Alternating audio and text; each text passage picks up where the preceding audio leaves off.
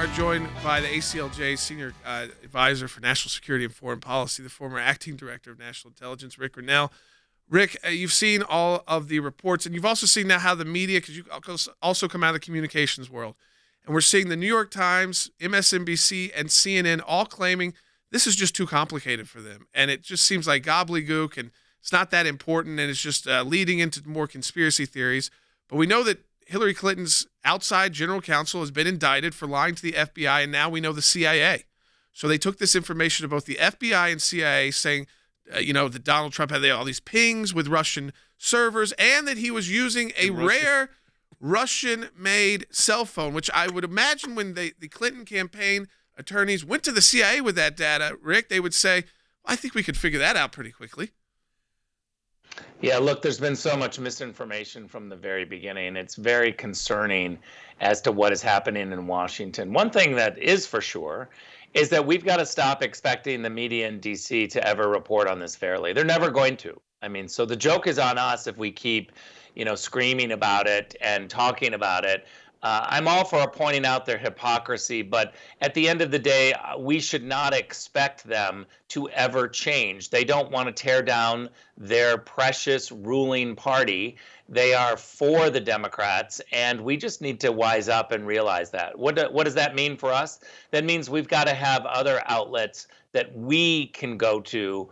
I think that's just the reality of today's world. Yep. This story, to me, though, the biggest scandal is that they were spying on the White House. And to me, There's no possible way to do that unless you're working with the intel agencies, government agencies. So here, Rick, as you know, I know a little bit about the whole issue of the allegations on Russia collusion with the Trump campaign because I lived it as one of the lead lawyers for the president for 3.5 years. Now, Mueller comes with the conclusion, which they knew right away, that there was no collusion with the Russian government or Russian officials. Durham says that the allegations made by Hillary Clinton's lawyer to both the FBI and the CIA, that there is, in the pleading, it says there is no evidence to support this allegation. So they knew that wasn't true. And then this won't be shocking to you, but shockingly, during a 2.5-year investigation with Bob Mueller, he never tells me or my team anything about this. Adam Schiff apparently, went off on it. So it tells me that there's not only a double standard, you're right, for putting the media aside, but the fact that intel agencies were considering this and looking at this should send shivers down everybody in the United States, that our government was even pursuing this. Look, I've talked to the individuals at the FBI who are middle management, and they blame the upper management. So I think what has to happen is that the Republicans have to get laser focused on making sure that those responsible for this hoax are prosecuted. That includes people at DOJ and FBI that are upper management. There's no question about that.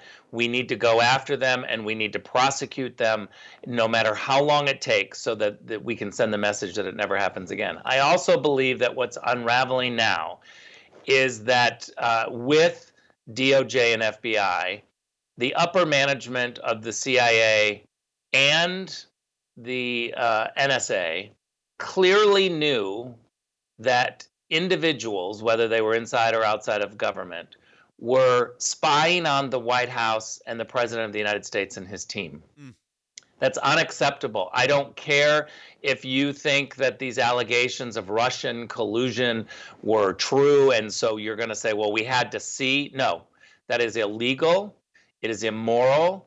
It's anti-democratic. It's anti-American. And those individuals need to be prosecuted, no matter if they're Republicans or Democrats. I just got a notice, Jordan, from the National Law Journal, which is, a respected legal journal. Michael Sussman's lawyers are accusing we knew this was going to happen, accusing the special counsel, John Durham, of inflammatory and prejudicial rhetoric. That's what's going to happen now. They're going to turn this on John Durham. Yeah, and Rick, as you pointed out as well, this went, we've all been involved in political campaigns and see the dirt in the political campaigns, and Clinton started putting this out about a week before the election. But they doubled down and went back a month after President Trump takes the oath of office. And they went back to the FBI and back to the CIA, and because they still were committed to not taking back the White House. They weren't going to put a Democrat in, but to taking down Donald Trump, because I think it all goes back to his pledge to drain the swamp. And that's what they were scared of. He'd start getting rid of these swamp creatures like Comey and others.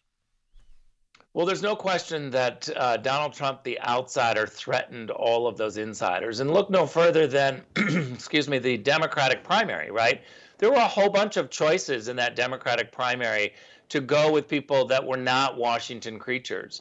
But the Democratic establishment, after 4 years of Donald Trump, said, we can't risk this any longer. We got to go back to the tried and true person that we know for 40 years is with us, is with Washington, D.C., is with the rules of Washington, D.C., and that was Joe Biden. The outsiders threaten the insiders. And this is my whole point about the reporters who live in Washington, D.C., the lobbyists. You know, they all go to church there.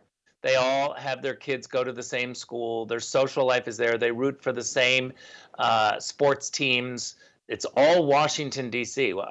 The joke is on us if we think they're ever going to try to tear down and make Washington, D.C. less powerful. They love the city. They want it bigger, better. I want to ask this last question about this topic, and that is this. Rick, you were the head of DNI, and these intelligence gathering capabilities of the United States are vast. Wouldn't it be, if there was really this allegation of the Trump campaign or Donald Trump himself or people in the White House, because they say it affected the White House, were using a rare Russian-made phone, and you were the DNI, you were the Director of National Intelligence, wouldn't you all have known that?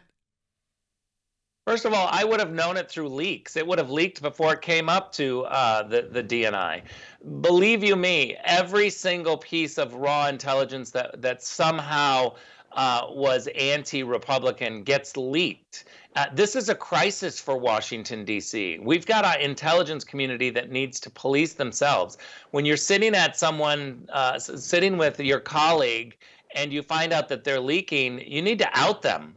Because leaking is illegal. I don't care if you're trying to help a political party or not. But we have a serious problem in Washington, D.C. Why do you think all the leaks have dried up?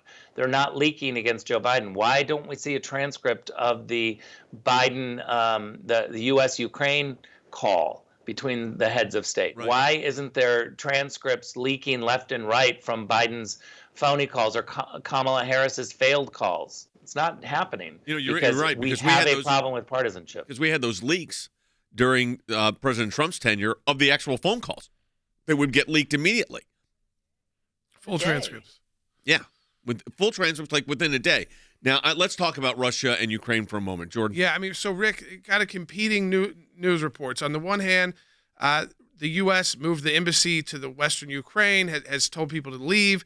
Said it's they're like in attack mode, but they're not yet. He probably hasn't made the call to go yet. Then we wake up this morning to reports that the Russian troops, that Russia's moving troops off the border, though the U.S. is still saying there's no signs of that. Where do you think this just stands at this moment?